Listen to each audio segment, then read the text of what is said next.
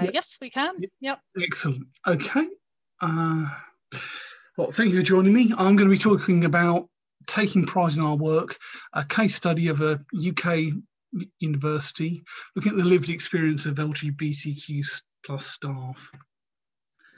Very briefly, I was asked to put an agenda in.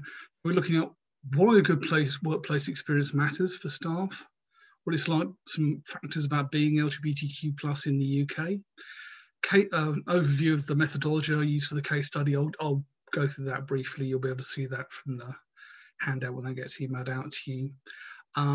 What the university being studied does well, an exploration of the experiences of different LGBTQ plus subgroups, looking at the staff network, or how that works and where it falls down, some failings of the university studied, and then looking at the strategic concerns, trying to relate why LGBTQ plus staff experience matters in terms of strategy, in terms of finance, in terms of business outcomes. And then I'm going to summarise it up and give some take-home tips. So, why does it matter? Well, we're at work for about a quarter of your working week, plus commuting, plus thinking about work outside. And suffering at work is awful. It goes on, you've got to go back to work, you need it for money, so it can be traumatic. It impacts mental and physical health. What I'm going to come back to later is that minority stress, the stress of being made to feel different, of microaggressions, of people making jokes at your expense, of being excluded, of feeling that you have to control your behaviour so that you don't exhibit mannerisms that might upset other people, might make you look effeminate, might reduce your credibility at work, all has an enormous effect on you. And because that's extremely tiring, the literature talks about increased cognitive load. You're constantly monitoring yourself, thinking about how you're presenting yourself. That has an impact on the person's stress levels. It increases conflict within and outside the workplace. So teams work less efficiently if people are suffering from minority stress. And loved ones at home suffer because it all comes spilling out the moment the person gets out of that highly controlled environment. So at the bottom, work experience impacts relationships outside of work and the well-being of people outside of work. From a business perspective, this is important because this minority stress reduces job commitment, increases turnover intention, reduces productivity, reduces the efficiency of the team, means that people withdraw from other people in the team and isolate themselves more often. So everything starts working less efficiently. Everything gets worse. Work is also very important because it is a safe haven for a lot of people. For some people who are trans, non-binary, or just lesbian, gay, bisexual, it may be very dangerous for them to be out at home. Work is a very controlled environment. There is no physical or sexual violence. Social behaviours are very constrained. It's a relatively safe space. It can be a refuge from abuse at home. It can be a safe space for people to be in. Sometimes it is the only safe space available to them. And so we owe it to them to make it as safe a space as possible. Work also offers a social life. It's a socialised experience. You engage in meaningful activities, you have satisfying outcomes, you achieve things. And that provides you with satisfaction and helps shape your identity. I suppose supports self-actualization, but essentially your idea of who you are, your sense of self-worth is often largely informed by the work you do and the outcomes that you see. So, I'm talking about a case study at a UK university which examined the lived experience of staff and recommended inexpensive improvements. So the context. British culture, heteronormative. People assume that you're straight unless told otherwise, and being straight is seen to be normal. People who are heterosexual are accepted always, other people not so much. People believe this myth that there is a binary gender. You're either a man or a woman. You're born one, and that's it. They seem to miss the point that internally people often feel very different to the anatomical gender they were born with, and some people are even born intersex. They're born effectively hermaphroditic. They have both sets of genitals. They don't conform at birth to either gender. They're simply surgically assigned one, most commonly male. Society oppresses people that don't fit the mold, using social, cultural, and economic forms of violence to deny people full participation in essential social and economic activities and institutions. People don't get recruited. People don't get promoted. People get excluded. People more subtly get missed out of the social network, the little in-group from which you learn how to get on in an organisation, how to get promoted, what matters. This, over time, perpetuates economic injustice and reduces the opportunities for these individuals to fulfil their human potential.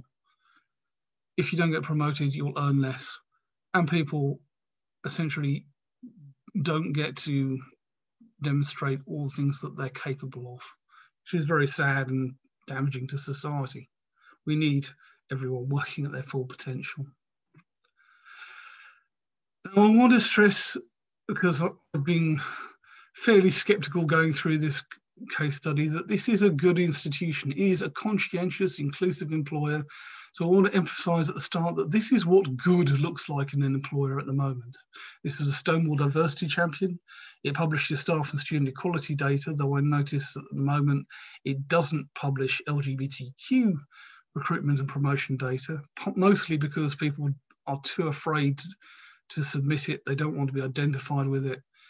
It is very difficult for people even to add this to their confidential staff profiles. You can wear a rainbow lanyard, 2 months of the year, LGBTQ History Month, and Pride Month. You can actually change and use a branded rainbow logo.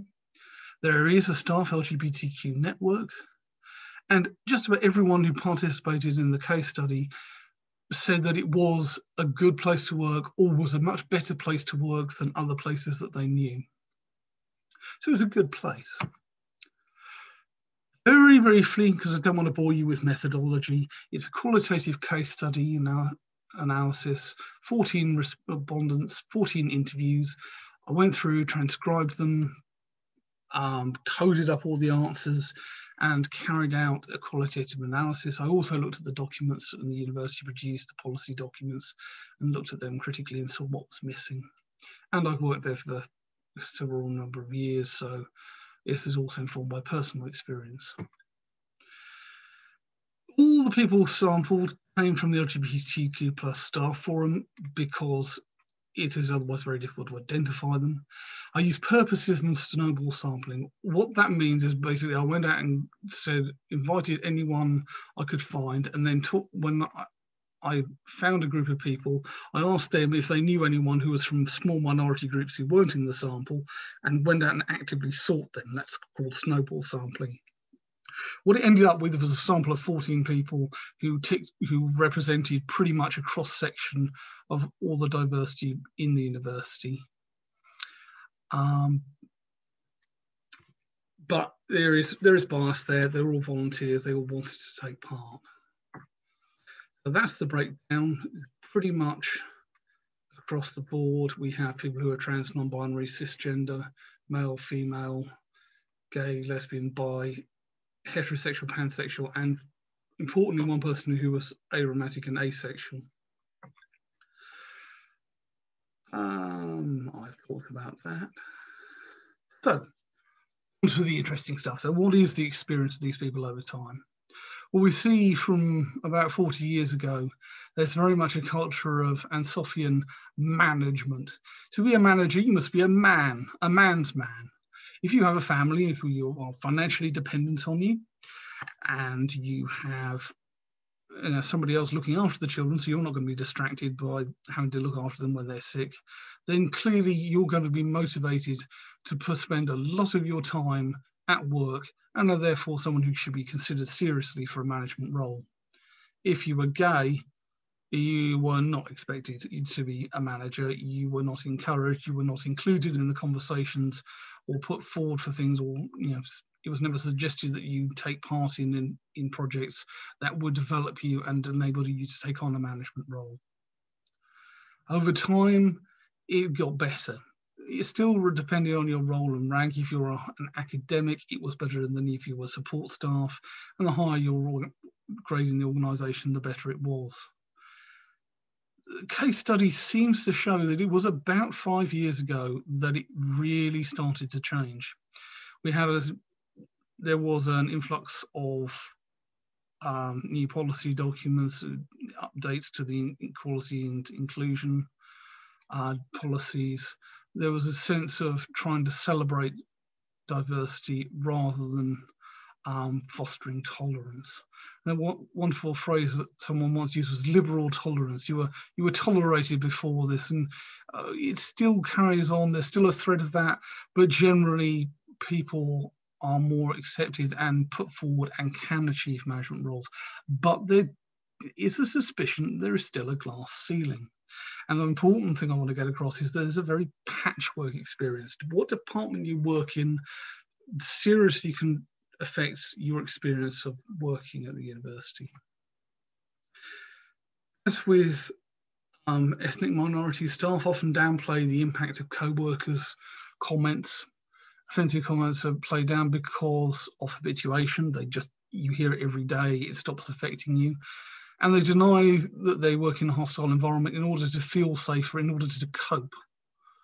Even without active discrimination, the minority stress that people feel means that many staff lack the confidence to put them forward for things, and that slows their rate of promotion because they don't develop as fast as people who don't have this additional cognitive load, aren't feeling stressed at work.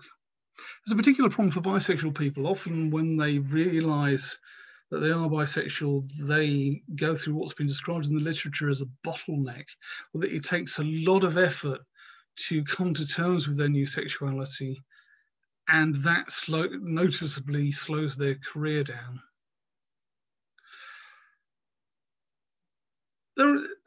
Whether people are out at work varies. It's good to come out at work if you can. Concealing your sexuality from people is stressful. It contributes to minority stress, contributes to anxiety, means you don't feel you can trust your colleagues entirely.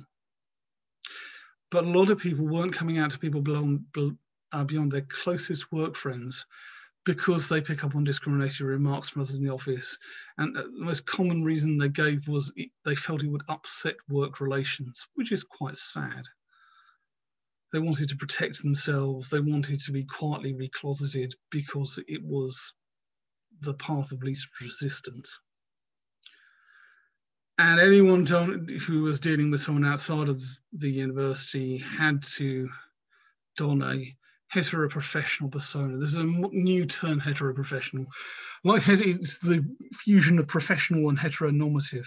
If you're a professional, you have to appear that you're straight, because to be professional is to be cisgendered and heterosexual. It's a fairly toxic thing to come up against, but people accept it. They accept that other businesses aren't as liberal, don't understand, and therefore you have to meet them, present to them something, a version of yourself that they can accept, that they can trust, that they're willing to do business with. And that's just a reflection of British working culture at the moment. But why do these experiences vary by department? Well, departmental leadership is a factor. You had an old, entrenched leader who is very conservative. That can affect the department as they are replaced by more liberal, younger staff, typically younger staff. Then the department often is seen to change. The biggest factor, though, seems to be team composition. If you have a lot of openly LGBTQ plus people in your team already and they're not being harassed, then people joining the team immediately relax and think this is a safe place. Look at all these people already working here. Past experiences, whether you've had a good experience coming out with you and therefore expect good experiences in the future, increasing age, increasing financial security, increasing seniority, all affect how much self-monitoring and minority stress people feel. The more secure you are, the older you are, the more you've seen, the better you feel. And line management support is important, especially for people who feel they want to challenge co-worker behaviours. Knowing that your line manager has got your back really makes a difference. My staff have a much worse experience than lesbian and gay respondents in this case study. They had suffered many more jokes made at their expense, called grief. They couldn't make their mind up. No. Greedy, wanting to date people of both genders.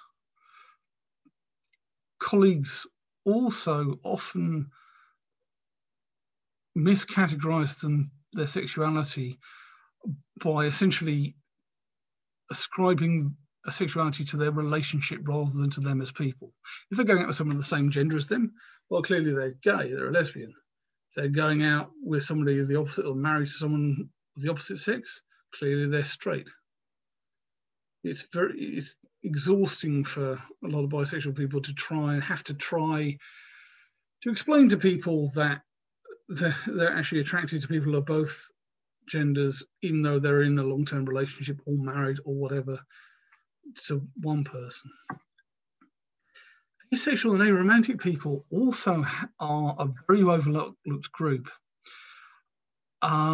Similar to bi people, they reported a huge burden of having to educate their co-workers. No one seems to understand what it is to be aromantic. They don't get it. The person will have a long conversation with them and end up with them saying, "Oh, don't worry, you'll find someone. You'll meet the right person eventually," which is fairly offensive. Shows that they, after a long, careful explanation, they haven't really listened. It suggests that also that the existing diversity training fails to adequately cover these minority groups. And there's also a myth circulating that people who are asexual and aromantic lack empathy. And this, at least one person I spoke to suggested that they were concerned this might prejudice any promotion they look for in future to a management position. They thought as long as it's a technical role, it was fine. But if you're being looked at, your people skills are being assessed, that was a real concern. As a non-binary people, trans people, just from the literature, have unique needs. They need non-gendered spaces, toilets, but also other spaces in the university. As they transition, they have to unlearn and relearn how to perform gender. People who don't surgically transition often struggle to find people who will validate them. If you're not surgically transitioning, are you really trans? Is often asked. And people who do transition have to go through an extended period of anatomically non-binary appearance. Both, whether you transition or not, it's hard. Non-binary expression and trans people challenge this myth of the binary gender and the idea that gender is anatomical and fixed. And a lot of people find that very uncomfortable. In one case, a lot of people mistook fairly masculine non-binary woman as a lesbian simply based on appearance. And so this comes to the point that a lot of people actually come out as being bisexual for judging the safety of, whether they can actually come out and say, actually, I'm not bi, I'm non-binary. Whether people will actually understand that and accept it. There's also a certain privilege given to people with families. Now, this does affect straight people as well, but more LGBTQ plus people with partners are childless than heterosexual couples. If you're childless, people tend to expect you to take on more work and work more antisocial hours, evening shifts and open days, things like that. The staff who say, "Oh, I've got to go home and look after the kids. Oh, the mother-in-law's coming." Feel sympathy for them. People feel sympathy, feel sorry for these people. Oh, they've got a family to look after. Effectively, though, they're being allowed to have a private life, whereas people who are single who asked to have a private life are seen as being selfish. Single people's private lives are not valued as highly as family lives. And while it's common to display a photo of your partner at work, often people found that actually having conversations about their partner was something colleagues didn't want to engage in. Everyone will talk about their families and their children and what the mother-in-law's doing. When it comes to gay couples, aromantic couples, it's something that people don't feel comfortable conversing about. So eventually people stop having those conversations, which is isolating. Notice that pretty much no member of the executive has ever been openly LGBTQ+, and that there's a tendency for people to come out at the end of their careers. Very, very few people are promoted beyond head of department level who have been openly LGBTQ+. And there is a subtle exclusion for the process of socialization. If you are out, there's, it's possible you're not going to be included in the conversations where you learn how to get on.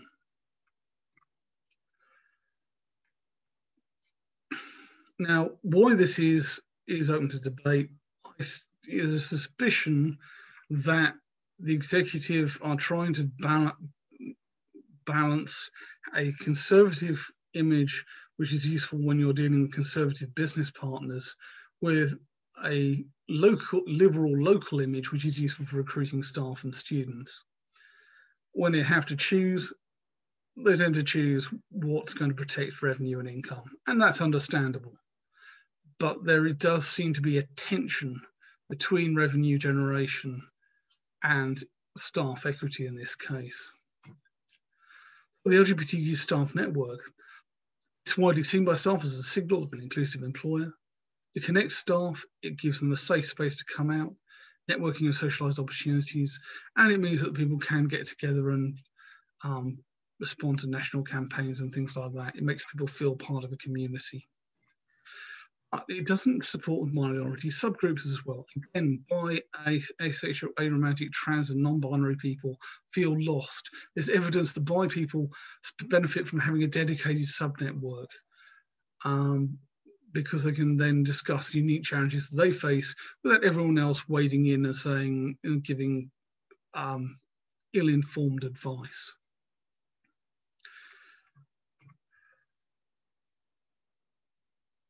So what do I think is wrong? Well, there's a lack of visible direction because of the reasons I've described, but culture is led from the top, so that is a problem. Equality, diversity and inclusion, EDI, is included in the mission, but not in the vision or the strategy, the practical documents which are used when deciding what the university will do. There was reported resistance to LGBTQ+ initiatives, even things like the staff network, which are now held up as being some examples, signals from the executive that LGBTQ people are staff are welcome and valued. And there have been isolated instances where even grievance procedures were subordinated to protect against possible employment action. Now, the policies themselves are wonderful. The problem with the policies are that there have been cases where they simply haven't been followed effectively. So one of the tips I have is, if you have policies, be very self-conscious about whether you are reflective on whether you are following them and the spirit of them. Typically, it's felt that student experience is valued more highly than staff experience. Students are class, they're bringing in revenue, staff are expendable and can be substituted. That's not exclusive to LGBTQ+ staff, but it is something of a challenge. Respect and sensitivity varies among students. Some students in technology, subjects like engineering, tend to make homophobic jokes amongst themselves, never directed at a member of staff, whereas social science students tend to be very, very gentle and accommodating. And whilst EDI, equality, diversity and inclusion, e-learning wasn't made part of a compulsory part of induction, it's really down to line managers to make sure that existing staff actually take part in it. Coming on to the conclusions then, what is the relevance? Well, I've described the problems of long-term monetary stress, depression, reduced productivity, intra-team conflict, reduced job and life satisfaction, increased turnover and tension. That's a problem in universities because they almost all use what's called a high investment human resource management strategy. We invest in our staff. Good God, we invest. We put so much money into our staff development, into choosing the right staff, developing them, and we only get return on investment in universities when we have a low rate of absenteeism and everyone feels committed to the organisation and is giving their all, giving that extra discretionary effort, taking advantage of all that training. And if people are unhappy, disenfranchised, feel isolated, don't feel that they belong, then we are damaging that return on investment. And since all universities are service industries, that's a very bad thing. So, conclusions, key point. Happy staff and productive staff. Diverse staff support diverse students better. Students like seeing staff that reflect them. And there's evidence that if you have people at a high level making decisions, the more diverse they are, the better the decisions that get made. You can help make LGBTQ staff happy by taking a real interest in their lives, actually having conversations and listening to what they say. Demonstrating mutual respect and demanding it of others, calling out cases where people are making offensive jokes. Don't take it as read if a colleague says that, no, I'm not offended by that. They may well just be playing it down or just habituated, having lived with homophobic jokes for so long. And as line managers, actually identifying and resolving conflicts at an early stage. There's a tremendous temptation to say, oh, well, it seems to have resolved itself. I don't have to do anything. It's so much better to get in and actually sort it out. So one of my top 5 takeaway tips is a good example. Support your co-workers.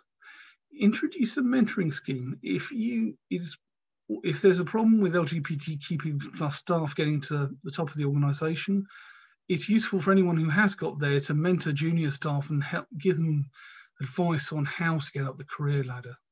Reverse mentoring is wonderful for people who are interested to learn from LGBTQ plus staff about what their lived experience in the organisation is like. So both mentoring and reverse mentoring are valuable. And if you have a coaching culture, use coaching. If someone in your team or another team is just not willing to engage with LGBTQ plus people, or they sense that there's an attitude problem, even as just a disciplinary problem, giving them a safe space where they can explore why they feel like that and help them to change could really help. I am absolutely out of time now. I'm happy to hang around in your water cooler break if you have questions. I will be working with the team to make sure that an accessible text version and these slides and the takeaway tips as a separate, the conclusions and takeaway tips as a separate handout get sent out to you. I'm now going to read the comments which have been pouring in that I've been studiously ignoring. Yeah, I will just jump in here, David, just to say thank you so much for presenting. We are going to have to end the session now, just because we are absolutely adamant about keeping everything running on time at the conference. But thank you so much. There's been a lot of really fantastic comments in the chat. Thank you so much for all of your contributions. Thank you so much to David as well. And like you said, you'll be over in the water cooler room. So if everybody would like to pop over there, and you can have a chat with David, then you are very welcome to. But I think you'll all join me in saying a big thank you to David, and yeah, thank you so much, and we'll see you later.